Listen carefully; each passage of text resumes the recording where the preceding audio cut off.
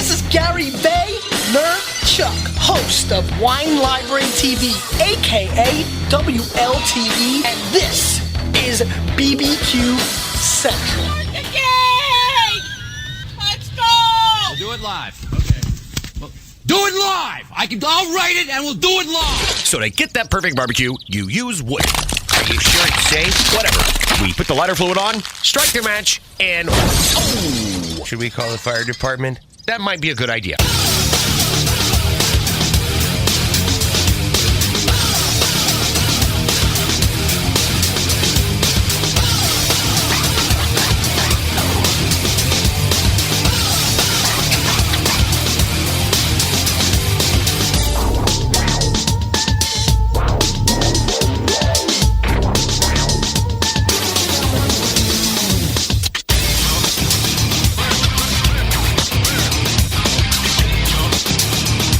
Good evening and welcome to the Really Big Barbecue Central Show. This is the show that talks about all things important in the world of barbecue and grilling. The show originating from the Rock and Roll Hall of Fame city, Bomb City, USA, Cleveland, Ohio, the barbecue capital of the North Coast. I am your program host, Greg Rempe. Happy to have you aboard here on your Wednesday Hump Day barbecue show. That's right. Typically, you would find us live on a Tuesday, but tonight we are in Wednesday mode.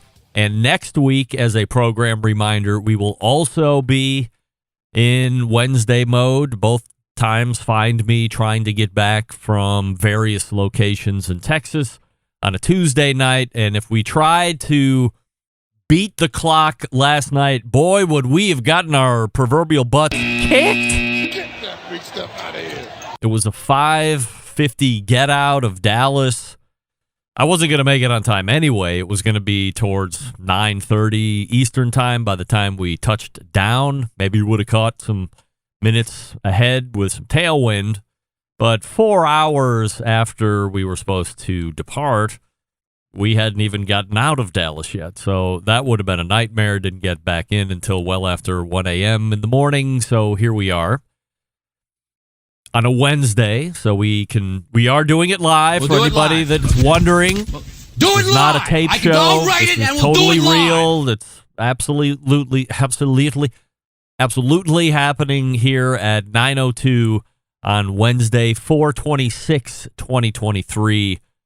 And as it would happen to coincide with the last really big Cavs game and a show, the Cavs are playing tonight downtown, losing by 10 to the New York Knicks, and they are almost well out of their way in the first round of the playoffs, and not in a good way, and moving on, like go start your summer vacation. So we'll keep track. I'll keep track of that as the show progresses here. So that's what we're doing here on Wednesday tonight, and that's what we'll be doing again Wednesday next week, because both Tuesdays have found me trying to get out of various points in Texas, and we would have lost last night, and there's no way I'm going to try and beat that clock again next week when I lost so badly Tuesday night last night. So that's what's happening. Here's what's happening on the show this evening in case you didn't get the newsletter. But before we talk about that, if you are just happening upon the show for the first time, or you want to get in contact with me or follow the show socially, here's how you do it. You can get in touch with the show by sending an email to Greg at bbqcentralshow.com. Follow us on all the social media channels at BBQ Central Show. And be sure to subscribe to the show podcast feed on your favorite podcast platform.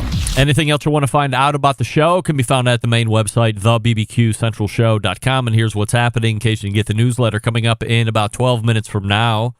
Making his debut on the show, I believe it was back in January of this year. You know him on YouTube as Chud's Barbecue. You might have bought some of his different products, cookers and rubs and all this stuff. Brad Robinson rejoins us, or Bradley, whichever you prefer. Chud.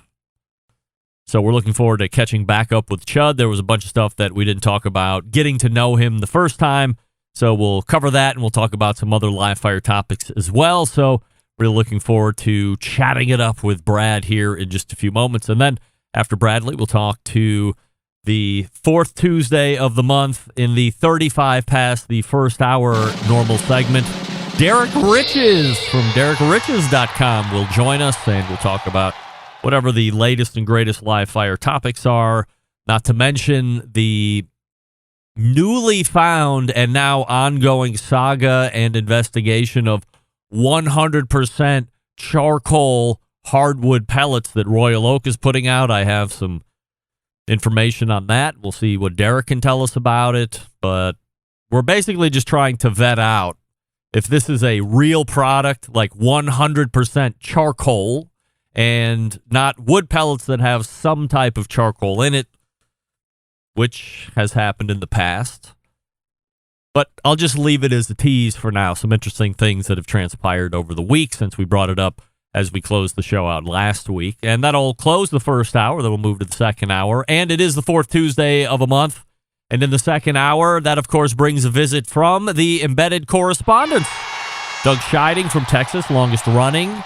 John Solberg from Michigan, second longest running. And Rusty Monson from the great city of Utah all join us in the very known second hour on the fourth Tuesday of the month. Very tough to talk this evening, which I apologize for, but hopefully we'll get that rectified here as we get into the first guest. So that's how the show's laying out here for you this evening. Bradley Robinson of Chud's BBQ and Derrick Riches' first hour, embedded correspondent second hour. Don't forget, you can follow me socially on Instagram, Twitter, TikTok, and Snapchats at BBQ Central Show. I say good evening to those of you watching the show tonight through one of our video streaming platforms, Facebook or Twitch/BBQ Central Show. You can also watch the show on YouTube /RD Rempe. And, of course, we are streaming audibly on Clubhouse, where there are a grand total of 0 people listening right now. So happy to have all of you. Too bad if you were listening on Clubhouse, I was going to give away $50,000 cash, but nope, nobody's there. So that offer is off the table, but somebody would have been extremely low-level rich for doing absolutely nothing at all except taking in the show on YouTube, on all Clubhouse. Speaking of YouTube, we have a new YouTube poll question of the week, which evidently I have changed all on my own, and I totally forgot about it. But it's this: would you rather hear me do a podcast with? Maybe I should just go back to the whole beginning of the show and start over again, because words are failing me. My mind is failing me. It is a car wreck of seismic and gargantuan proportion, but we will continue to push through. Who would you rather hear me do a podcast with as a co-host? Option 1, Sam the Cooking Guy. Option 2, Jess Pryles. Option 3, Malcolm Reed. And the last option, just keep them as guests, no pod. And currently, 50% of you, which is also taking the majority, are saying just keep them as guests. No pod with them. Not as a group, not as individuals, not just a two-way. No. Just keep them as guests in the pod and don't do a separate show with them. Nobody wants to hear that. Although 25% of you say Sam the Cooking Guy, and 12% of you are saying Jess Pryles, and Malcolm Reed is getting, just tied it up. 12% of you are both saying Jess Pryles and Malcolm Reed. Sam doubling it all up at 25%. And the rest of the field is doubling up Sam with just keep them as guests, no additional pod. So we'll ask the question to all the guests here showing up, and I will make sure that I remember I have a YouTube poll question of the week up for next week. So let's start here this evening. I ended the show with Chris Becker from cookinpellets.com, and as I had mentioned a couple minutes ago, we were bringing up the topic of the Royal Oak bringing 100% charcoal pellets to the market recently. You might recall that in Chris's expert opinion, it's not realistic that anyone is able to make a 100% charcoal pellet, as it is at least being marketed. I'm racing through the Royal Oak back and forth that I had with them on social media. So what did I do after the show ended? I immediately went to Instagram, found the Royal Oak account, which I did happen to be following, and blasted them off a note that said, "Good morning. Is there a contact I can talk to about these charcoal pellets?" I'm specifically looking for how they're made, for example, in a retort-type process, and what binders are used in them that hold them together. Thanks. And then I was responded to, thank you for your inquiry. Our method of manufacturing charcoal pellets is confidential and proprietary. I can confirm our pellets are made with 100% hardwoods and contain no filler or binders. Hopefully this information is helpful. And then I replied back, so the charcoal pellets have wood in them. They aren't 100% charcoal, correct? That would make more sense as to how they're able to stay together, because there's no natural binder in charcoal like there is in wood. And their final reply back was, our pellets are 100% charcoal hardwood pellets. For more information, visit royaloak.com and read the description on the product page and the bag. Thank you for your inquiry, and that's where it ended. Get that big stuff out of here. Royal Oak, read between the lines. What I'm asking you is, are you putting together and are you willing to stake your claim on we are making a 100% charcoal pellet? It's not hardwood mixed into it, so when it goes through the pressure process, the lignins in the wood pellet part of that hold the whole thing together. And that it's not marked up and colored with charcoal like Chris had mentioned. But these are straight up 100% charcoal pellets. We sidestep that. We will continue to follow up and see what's exactly going on with that. I can tell you that much. But if you happen to work at Royal Oak and you know exactly how these things are made, you want to tell me, I will not out you. I will not talk about the process. I don't want to get sued, nor do I want you to get sued. Hey, Pits and Spits has some of the best looking, best cooking smokers and grills. Pits and Spits offering a full family of products, including traditional offset smokers, wood pellet grills, charcoal grills, travel grills, combination pits, fire pits, and much more. Pits and Spits has been only one of a few fabrication shops in America focusing on the sole making of smokers and grills for almost 40 years. Why is that important? We're able to put an emphasis on quality and design, locally sourced materials, unmatched attention to detail.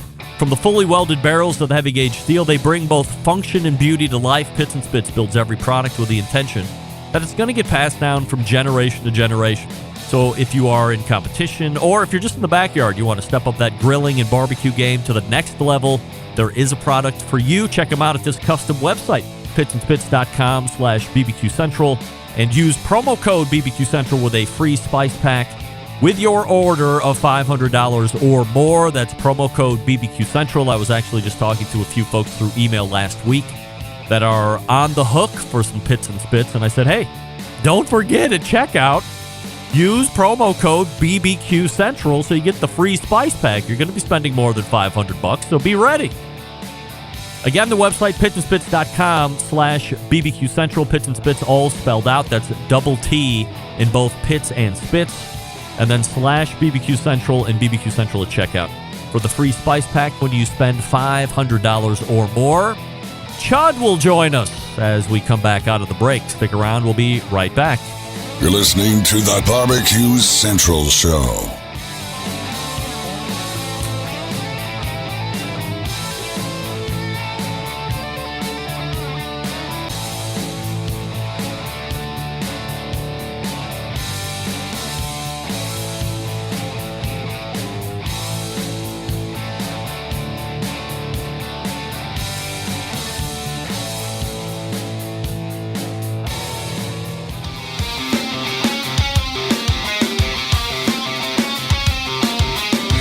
Broadcasting live from the BBQ Central Show studios in Cleveland, Ohio. You're listening to the BBQ Central Show. Once again, here's your host, Greg Rempe. Hey, welcome back. And as luck would have it, this portion of the show being brought to you by cookinpellets.com, your number one source for quality wood pellets for all your pellet-driven cookers. Visit cookinpellets.com. That's COOKIN pellets.com for more information or to purchase. My first guest tonight has become quite the popular name in the barbecue scene. You have seen or heard of him from his time at Leroy and Lewis, or perhaps you love his pit building skills, or you've watched him on YouTube, where he has a huge growing following of subscribers and fans and people that mash the subscribe button and hit the like button, all that other great stuff, and made his debut right here on this show in January. We race back to the hotline and welcome in our friend Bradley Robinson from Chud's BBQ. YouTube poll question of the week, Brad, because I know you've just been dying to give your 2 cents. Who would you rather have me do a podcast with as a co-host? Sam the Cooking Guy, Jess Pryles, Malcolm Reed, or save them all as guests and just focus on you doing the pod? That's a great question. Honestly, I think the Texas side of me wants to lean towards Jess because she'd probably come find me if I didn't say that. I think Sam the Cooking Guy would be a great because he seems to be able to just rant for hours. But honestly, the only answer is just keep him as guests. That way, Malcolm's already got his own podcast. Sam is on YouTube 3 times a week. Jess is all over the place. So I think what you're doing right now is the way to go. 36% of you are saying the same thing, which also happens to be tied for the majority, which is just keep them as guests and just focus on the pod, which I certainly appreciate. So great having you back here, Brad, and there was a bunch of stuff that we didn't actually get to back in January. And I just don't assume everybody knows who you are, and there's always new people coming into the show, so good to give a little background here. So if you missed Brad's first appearance, go back to the podcast and check him out in January. But I figured we'd pick up the conversation once more here this evening and talk about the name, Chud's BBQ, and specifically Chud. Where does the name come from? Yeah, the name, I get that question all the time because it's a pretty awkward thing to have a name like Chud. Even though my name is Brad, it's kind of close. Some people get it mixed up and call me Chad, which is also fine. I'll pretty much answer to anything. But there's really not a good story to how the name Chud came about. It was back in my early days. I'd moved to Texas in about around 2012, and I was introduced to the barbecue scene. I fell in love with it, and I started cooking in my backyard. And it got to the point where I was just posting pictures of my Weber kettle, brisket, ribs, and sausage cooks and all that all over Facebook and Instagram. And my family and friends from New England were like, hey, dude, can you stop posting pictures of meat all the time? I'm like, yeah, I can probably do that. So I decided to create a new channel that was basically plugged into the barbecue scene. That was going to be my barbecue persona. Again, this is me just in the backyard, zero experience. And my roommates and I at the time were joking around like, we should name it something funny, something that sounds like a really dirty, like side shack on the side of the road in the middle of nowhere, Texas, where there's some shirtless guy in the back with a cleaver. And somehow the name Chud's came up because it just sounds like that greasy, dirty barbecue joint that you'd see in the middle of nowhere in a long stretch of highway in the middle of Texas somewhere. So Chud's BBQ was the name of my Instagram handle, and because we thought it was funny. And it just kind of kept going from there to the point where here we are, and now it's my trademarked brand name. So I was just going to say, I mean, once you get into a brand, it's never been more important these days to actually get a trademark on that so nobody else can take it. But as you just confirmed, that's something you've already done. In your estimation, is it as important as I say it is? Yeah, I mean, especially with the way things are looking right now, because I use the name as a lot of my as like for naming my products. And a lot of people around the world are ripping off the products gaining inspiration from my builds. So to have just that legal backbone of being able, if someone tries to sell a Chud pit or a Chud box or something like that, I won't act on it. But, I've dealt with it a few times. So have you looked into patenting and stuff like that? Yep. We've got some patents already filed. So just trying to, again, as the company grows, we're still small. So just trying to take every precaution because we're at that stage where we're big enough that people see it, but we're not big enough that we couldn't get taken advantage of. So how do you work along with that? Because you've taken the time to protect some intellectual property. But if you see somebody really ripping you off, like if I saw the Chud box and I just made it the Remp box, and you see it's a total rip, will you call me and say, hey, I'm going to exercise some legal action here if you don't take it down, or cease and desist? or do you just have it and hope you don't actually have to put teeth behind it? Because that costs money. Right, exactly. No, I don't plan on ever taking anyone down. I tell people all the time, like, I have how to build a Chud box videos on my channel. And so if I were to go after everyone that built their own Chud box, I'd kind of look like an a-hole. But that's kind of what it's for. Is like, if you don't want to drive to Texas or you can't afford to buy one that I build, then you can build one yourself. But it's a matter of like, if, a big name company decided to capitalize on it, that's when having that actual backbone would be something that we could enforce, but probably still not, to be honest with you. That sounds like a headache. Do you have a thought or a take on Traeger's continual lawsuit against Green Mountain Grill? Do you think that Traeger should exercise more of your motif of just being like, hey, there's enough market share for everybody and you're just doing nonsense for nonsense sake? Yeah, I feel that way about pretty much everything across the board in the barbecue world. No one is completely original anymore, especially with the social media age. Everything has been done before, and I think we should all have the freedom to build upon it, because say I build the Chud press or the Chud box, and then some other company comes out with one that's more innovative or even better or has a better reach. That's something that I think would be better for humanity, but kind of bad for me. But at the same time, I think there's a matter of respect that needs to happen. There's a lot of companies that are building backyard direct heat barbecue cookers that have reached out to me and said, hey, you've created a monster here and you've created a demand. We're going to supply it, and we're going to, give you the props for the inspiration to it. And that's all you have to do is just, if you're going to, take a design or something like that, as long as you are aware of the fact and, mention it as, just give me a thumbs up somewhere along the way. Would you be down to talking to like Weber, or I'm just throwing out names here, but big players in the industry that manufacture? They came to you and wanted to license the Chud box, or if they said, hey, Brad, we're going to stroke you a check for $258 million and we're going to buy that Chud box from you, you can never do it again. You down for that kind of business? That's exactly what I'm hoping for. Really? I would love to just let's just retire right now. Just give me some money. I'll just fade off into the distance. I did my work. But I'm kind of half serious about that, because, if someone offered me $200 million, I'd be like, hello. Yeah. But because that's the thing about my brand, is I'm not just a manufacturer. If I was just a manufacturer trying to build backyard direct heat barbecue pits, then I would hold on to it for the rest of my life. But that's maybe 40% of what I do. I'm mostly content focused at this point. So let's talk about some of the other portions of Bradley Robinson and Chud's Barbecue.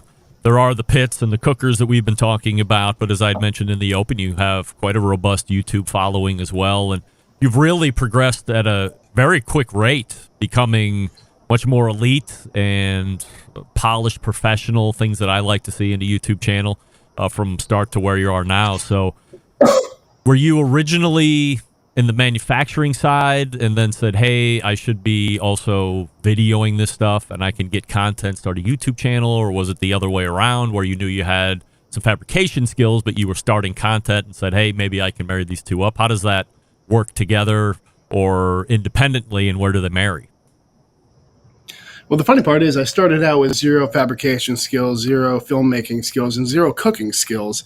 And it just kind of, like I said, I was cooking in the backyard with my buddies, created the Instagram Chud's Barbecue. And then when you're cooking in your backyard enough, people tell you, you should open a restaurant. And I said, I don't know how to do that. So I said, I'm going to get a job at a restaurant and see how my skills pair up with these professionals. So that's when I met Evan Leroy at Friedman's, now of Leroy & Lewis, worked with him for a couple years. And while I was there, I really wanted a good quality backyard smoker, but I didn't want to get anything that was too cheap or flimsy that I'd outgrow, and anything else was vastly out of my price range. So I started looking up YouTube videos on how to weld. I just started by Googling, what is welding? I'm like, how hard could this really be, right? And long story short, after a year of research, I gathered all the materials and built this smoker behind me here that I use in all my videos. And that was my first weld is on this very pit, and it's been holding strong for 7 years. And once I built that one, I really fell in love with the process, because you're not only putting a lot of hard work and effort into building something, but then you in return get to cook on it, which is just super rewarding. So then I started building another pit for a friend, another pit, and then it kind of started just snowballing from there. So you had no fabrication skills whatsoever. You're completely self-taught in less than 10 years. Yeah. You're like a man's man. Good for you. I couldn't do that. I mean, I can get on YouTube and all that stuff, but when it actually puts rubber to the road, there's no way I could build that cooker. No way. I was gonna say YouTube is a powerful tool. YouTube is what taught me how to cook and taught me how to weld and taught me how to make YouTube videos. Oddly enough. So, pit wise, what are you offering right now? Price points, and then are they are Chud pits? Period, or do you have ability to customize like some of these other guys in Houston and some other Texas shops? So right now we have a whole arrangement of offerings. We've got a couple different sizes of offset, a couple different sizes of the Chud box. We got the chimney, the Chud press, which is what we're focusing on a lot. But basically what happened is I built up a super long wait list of like 130 pits that I could not handle by myself alone in a garage. So I shut down orders, knocked that list out, lost money on every single pit because of COVID. And then right now, as of like 2 months ago, we caught up with that wait list. And now we're just focusing on the Chud box, the mini Chud box itself. So that's the backyard direct heat barbecue cooker. It also has a charcoal grill insert. And that's what we're focusing on right now. We're not producing offsets at the moment. We're just because we don't want the same thing to happen where we get super overwhelmed and have to figure that out. So right now it's the mini Chud box, the chimney, and the Chud press griddle situation that we're selling pretty much as fast as people can buy them. So we're doing pre-orders right now for June, I believe. So is the Chud box anything super special about it other than you're making it with the materials you want and in the way that you want? Yeah, a lot of people are confused by it because they look at it and they think it's like a barrel pit or they think it's a Weber kettle. But really what it is like a hill country barbecue style pit. Like if you go to Snow's or you go to Luling, you see those big brick pits. Or if you go to the Carolinas, you see the whole hog pits. And that's the experience I'm trying to bring to the backyard cook, is that it's not a grill and it's not a smoker, but it kind of meets somewhere in the middle, giving you that direct heat barbecue. And there are a couple of pieces of kit out there that can do that, but this is the first one that's really focused on that. And the fact that it can also be a charcoal grill makes it multifunctional. And, it's made here in Texas. It's made out of quality material, and I'm really proud of it. I think it's a great little cooker. I literally just cooked some ribs on it like 10 minutes ago, so that's why I look so sweaty. Is it a higher heat type cooker, or can you keep it in the 225, 250 range if you wanted to be in that more traditional temperature swing? So most of the time I rock it right around 275, 300 degrees. The coals are about 17 inches below the grate. So you get that direct heat blast from charcoal, but it's not going to char it like a grill. It's not going to burn. So you're cooking above the coals, which gives you that fat and moisture dripping out of the meat hitting the coals, which gives you that kind of like charbroil, like Burger King vibe, as well as, but it's still low and slow cooking. So it's smoking and it's making its own smoke. And the reason I love it so much is because it takes up a small footprint and you don't need wood. It's a charcoal cooker. You can put wood in there and burn it like a wood fire or a Santa Maria style or something like that. But really, I'm trying to hit that market of people that don't have a wood guy or don't have fire management skills, but still want to be able to pump out some beef ribs or pork ribs or chicken, pork steaks, that sort of thing. You had mentioned the Chud press. Is that born off inspiration of griddle cooking to some degree or smash burgering? The Chud press was born because I was trying really hard to make flour tortillas and I kept failing. And I was, I was just like, well, I guess it's not in my DNA. It's not in my blood. You didn't YouTube it? Roll them out and I YouTubed the hell out of it. I was watching all these Mexican grandmas rolling them out and I just couldn't get it right. Like I tried. And then I said, how do they make these commercially? And that was when the light bulb struck because they've got these big machines that press it and heat it at the same time. Huh. And I said, well, I could build something that can do that. So then I knocked out like a big steel tortilla press that sits on my burner over here that you press it, it cooks it, and it cuts the time in half. Because instead of having to roll it out and then put it into a flat top, it does it all in one motion. And once I did that, I realized that this thing is basically a George Foreman grill at that point that makes really great tortillas, but you could also make a bacon press or a steak weight or panini press, and it's again perfect for smash burgers. So that's really where that came from. Is that a big seller? It is, yeah. We've sold about 700 of them so far, so that's pretty good. Right. And everyone seems happy with them. They're super overbuilt, like everything I have. It's made out of just heavy duty 3/16 inch thick steel, and it's built to last a lifetime, which is something that I'm all about. The other portion of the business that at least I know about is the rubs, things like this, and it seems that everybody is getting a rub to market these days except me, which is fine because I have no way of standing out. But how long were you in process? Is this something that you were using, or it was your recipe in like retail, not retail, but in the commercial setting, and now you're bringing it to retail, or what?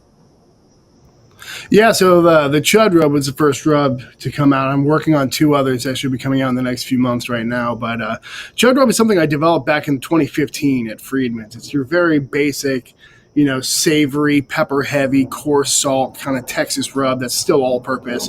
And I developed it there for our turkeys.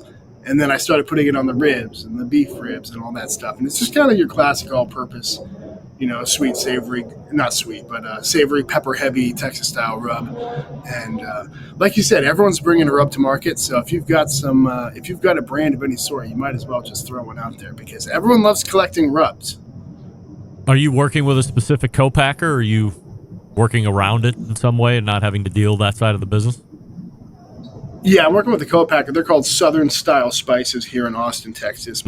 We also sell black pepper by the pound from them. And the way I hook people in is like, this is the same spice dealer that Aaron Franklin uses, that Evan Leroy uses, that Interstellar Barbecue uses. So I'm saying, get some authentic Central Texas black pepper, as well as our rub. Is it true? From there. That's a true claim? It is. Yeah, okay. Yeah, that's a true claim.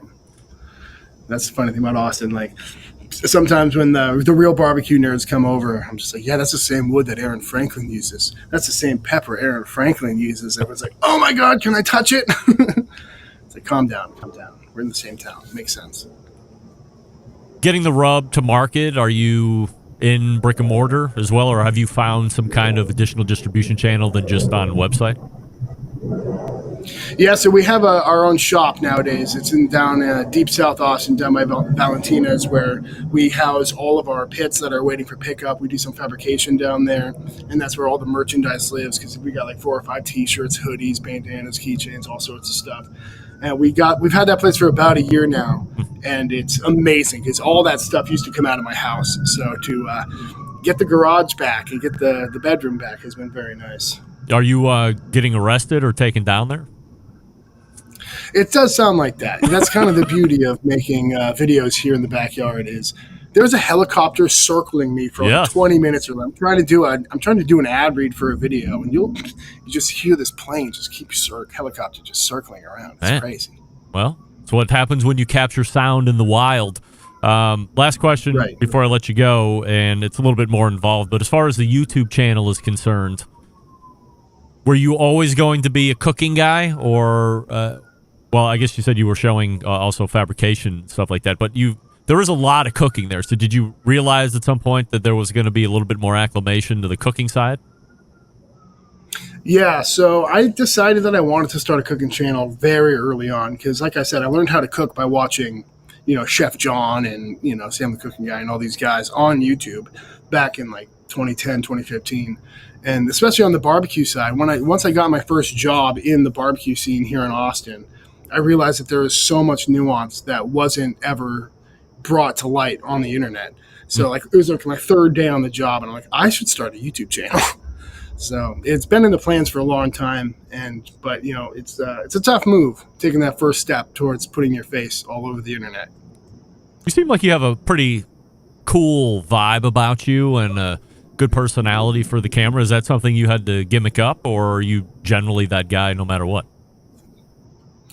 It was definitely awkward at first trying to figure out how much of myself I can actually let on. I think I'm a little bit more ridiculous in person, so I'm trying to be as PC as possible. I don't swear in my videos. I don't, bring up certain topics and stuff like that. But basically, I knew I wanted to start a channel. I was at Leroy & Lewis, and I knew that was not my forever home. And I decided 1 year from today, I'm starting a YouTube channel. And in that time, I did all the research into cameras and microphones and lighting and gear and all that stuff, and just started watching strategy videos and how to actually build and tell a story. So by the time my first video came out, I had a clear vision for the next 5 years. And now we're on year 3. And it's going somewhat according to plan, actually. I was going to say, like, how much has changed over a 5-year plan? The funny thing is, it was incredibly accurate because there's so much, anecdotal data of YouTubers. I was like, by the end of year 1, I'll have 20K. By the end of year 2, I'll have 100K. And like, it was to the dot. I was like, geez. I mean, there's also websites out there that will calculate your growth for you, and they're pretty spot on as well.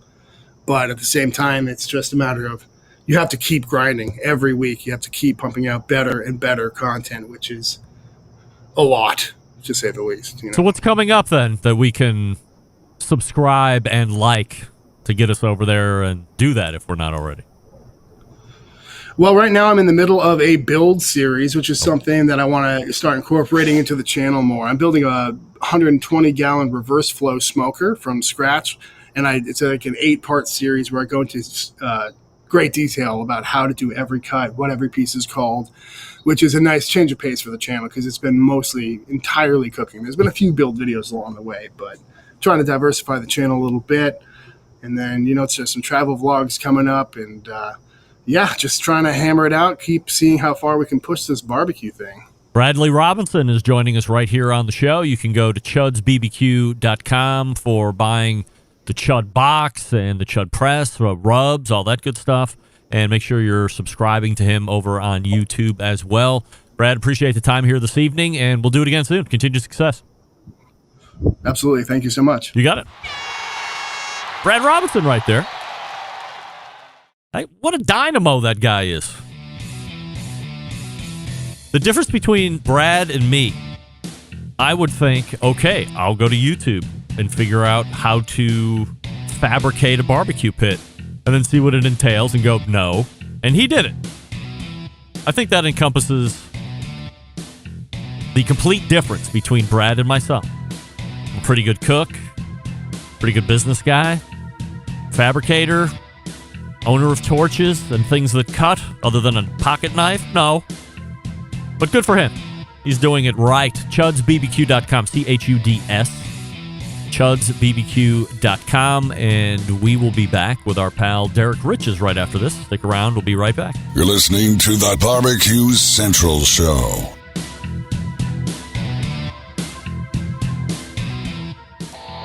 Howard Stern, Jim Rome, Dan Patrick, and Greg Rempe. The Mountain Rushmore of talk show entertainment. Now, let's get back to the Barbecue Central Show.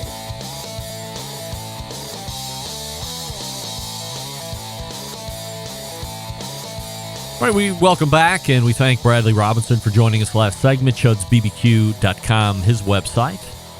And you can subscribe to him over on YouTube. The segment brought to you by Fireboard. Monitor up to 6 different temperatures simultaneously. Connect to Wi-Fi for cloud-based monitoring, or connect via Bluetooth. If you have smart speakers in your home, Fireboard integrates with those. You can find out more by visiting fireboard.com or call 816-945-2232. It is the 4th Tuesday of the month, 35 past the first hour, which means we are joined once again by Derrick Riches. Derrick, YouTube poll question of the week, which reads a little something like this. Who would you rather hear me do a podcast with as a co-host?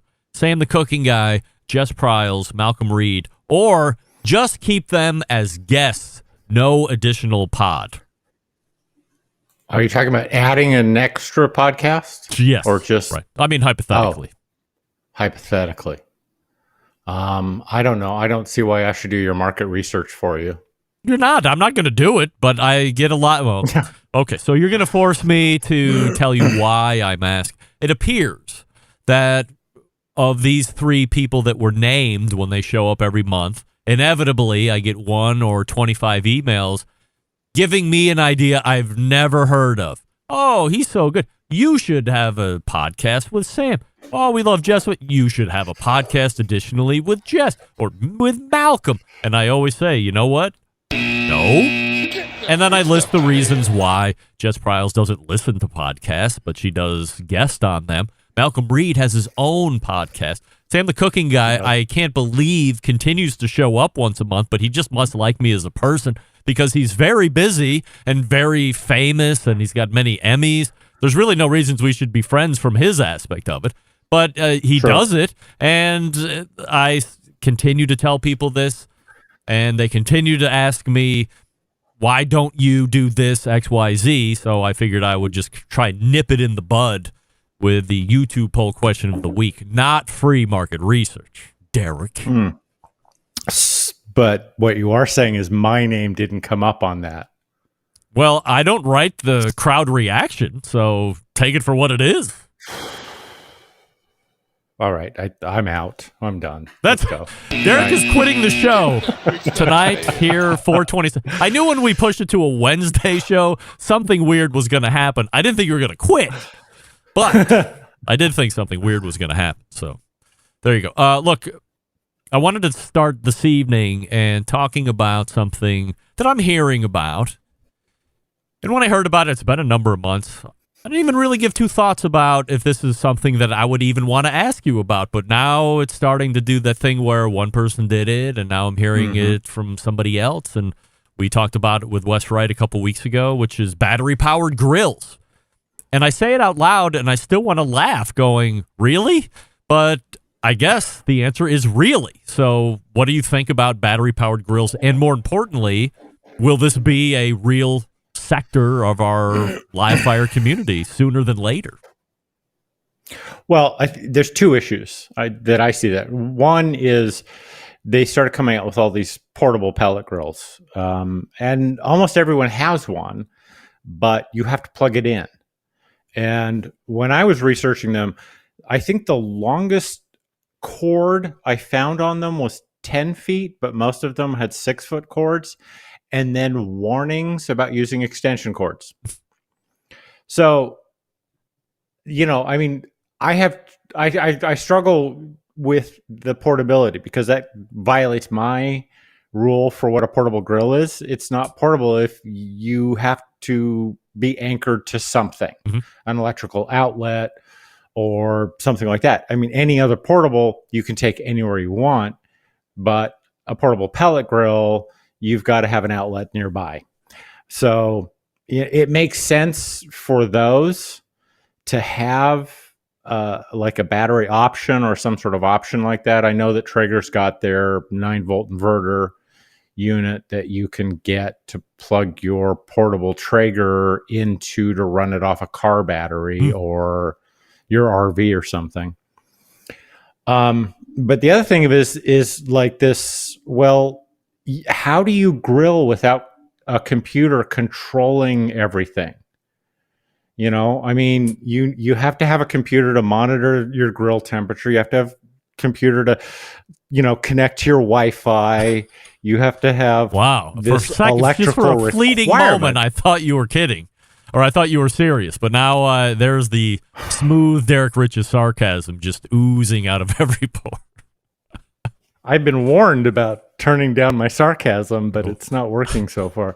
I mean, if you're doubling down on a technology solution for your grill that requires, electricity, then you kind of need to come up with something for people who can't or don't want to be plugged in somewhere.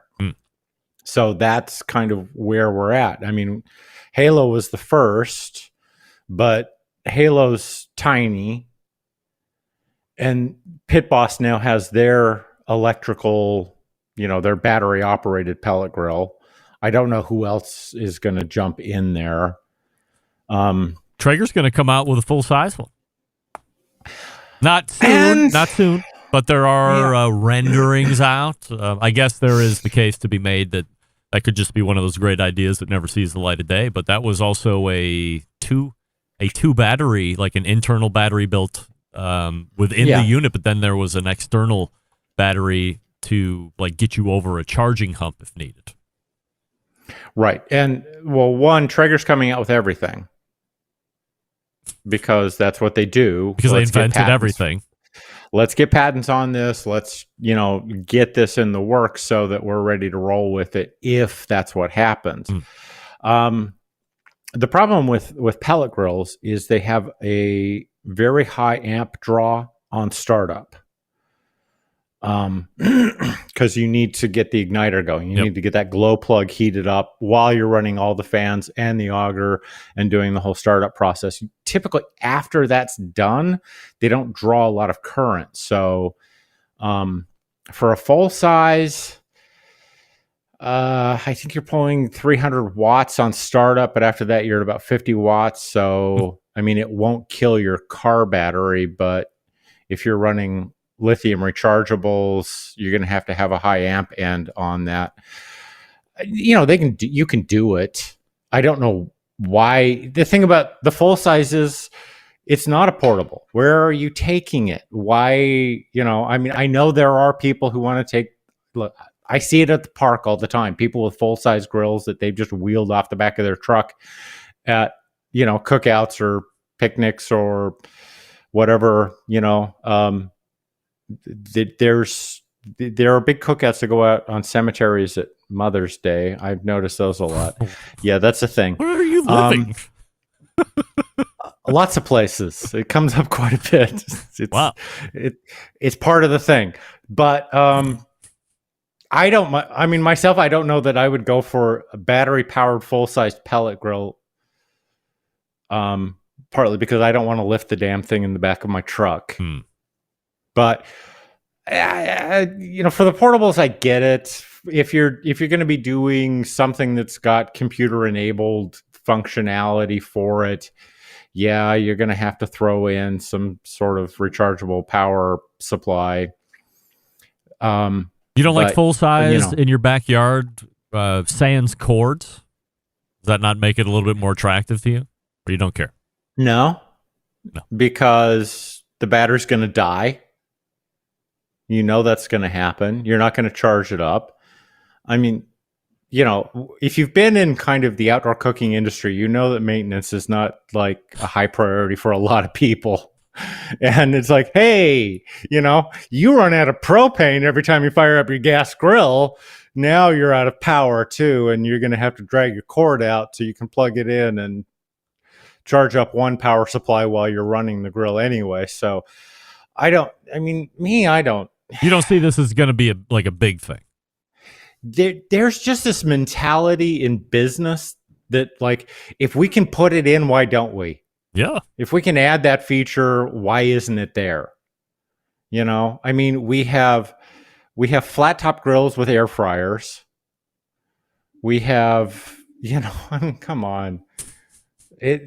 To some extent, it's madness, and it's being sold to people who don't know what they're buying, and they're being suckered into stuff. And that's my position. And and some of these companies are just like, hey, if you're stupid enough to buy it, we're stupid enough to make it. Consumers, that's Derrick talking, not me. No wonder you're not an option for who I should start another podcast with. You're calling everybody stupid. Your listeners are an incredibly intelligent and sophisticated crowd of people who would like to see a regular podcast with me and you bitching about shit. That's right. No doubt about it. There we go. So the other side of battery power is electric. And there is the Charbroil Edge, which we have talked about in the past, which you've been more favorable than not favorable with for the most part. And I thought there was going to be more full-size electric grills. I think there might be one other in a Napoleon version, something like that. But Weber came out with a more like tabletop, but it's on a cart, like the Weber Q. You can put it on a cart and it makes it feel like it's full size, but it's not. The Weber Lumen is the Weber Q in a different box. Yeah, it's the same thing, but they had to have a new product out because they were then a publicly traded company who needed to have lots of press releases. It's nothing. The Napoleon has been promised for almost a year now, and it's still waiting.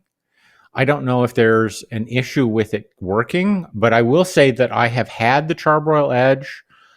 I've cooked ribeye steaks on it at high temperature. I've seared. My issue with it isn't its heat performance as much as its flavor profile. Your combustion isn't there. You don't have fire. You don't have those things. You have a dry heat. You have a dry smoke, and that's kind of the issue I have. But I also recognize that there's a lot of people living in places where an electric grill is their only option. I think that the Charbroil Edge does the job, and it does it well enough that if that's all you can do, get it. Here's the question of the evening in this topic. When I was at HPBA a month ago or whenever it was, I asked all the big manufacturers about full-size electric grills. Nobody did the summarial dump on it going, that's stupid. But all of them, Charbroil wasn't there, but all the other ones said, we buy into where it might be popular, or we're going to put something on the table. But the big hurdle for everybody, to a man and woman, was we're going to need 220, not the 110. Yeah. The 110 isn't going to cut it. It's not going to give you the performance that you want. If we were anywhere else except America, this is not even something we'd have to worry about. This is where we're at now. And it's for us to bring something to market, whoever I'm talking about, they would need to have the 220 power, which means that's probably not something that you have on the outside of your house that you can just jam into it, which means you're probably going to have to bring in an electrician, or unless you're a safe electric non-expert and you can wire it into your own house, you can do that to save some money. But there's going to be not only a grill investment, but a potential power investment with all these other folks. Do you believe the 220 is really needed, and would that give you that much better of an effect? Yeah, the 220 is phenomenal. I mean, if you're in Europe and you've got a full-size electric grill running, on the 220 line, it works really good. I was impressed with Charbroil's Edge because I can hit a great temperature, 700 degrees on it. And I can't do that on my Weber Genesis. Now, yeah, I've slammed Genesis for what they've made it for years, but if my electric grill will hit a better great level temperature than my gas grill will, and that's IR measured. Yeah. There's an issue there, and I think that they've kind of proven it will work. It's not big. It's not a big grill. Right. It's, in fact, the cooking surface isn't much bigger than most of your portable electric grills, and that's kind of going to be the key. And that's why I've been waiting for this Napoleon. It's got 2 electric heat elements, 2-zone cooking, and if they can pull it off, then they can disprove that 110 fault that everyone's been saying you can't break for all this time. And Napoleon, if you're listening, call, let's talk. But that's kind of where I've been literally waiting for this thing for like 8 months now, going, this could prove the electric grill viability. I closed the show last week with Chris Becker from cookingpellets.com, and we were talking about this. I don't know if it's new, but once again remarketed 100% charcoal pellet that they are now having in the market. And there's some influencers that are taking pictures and posting them out on Instagram, this and that. I asked Chris Becker point blank, can you make a 100% charcoal pellet? And he said, as far as his expertise tells him and his experience, that you cannot take coal dust, let's say, and put it through a press. You can't put any pressure on it. It's not going to come out like a wood pellet is, because there's no lignin in there. That's the shiny thing that keeps everything together in the wood. And I said, well, do you think that they're lying? Do you think that this is a gimmick, or is there another process? And he gave a couple different answers to that. There perhaps is a retort process that would be very expensive that might be able to do something along those lines. But as far as doing it through any type of traditional wood dye type thing and cutting, that it couldn't just be 100% charcoal and have it all just stay together.